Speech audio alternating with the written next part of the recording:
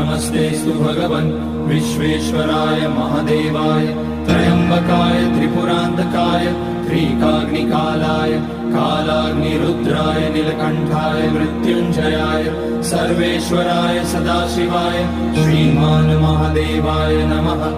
ॐ नमः शम्भवाय च मयोभवाय च नमः शङ्कराय च मयस्कराय च नमः शिवाय च शिवतराय च।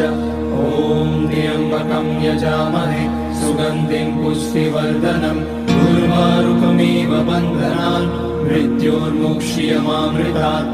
नागेन्द्रहाराय त्रिलोचनाय भस्माङ्गराय महेश्वराय नित्याय शुद्धाय दिगम्बराय तस्मै नकाराय नमः शिवाय। मन्दाकिनी सलिलचन्दन चर्चिताय नन्दीश्वर प्रमथनाथ महेश्वराय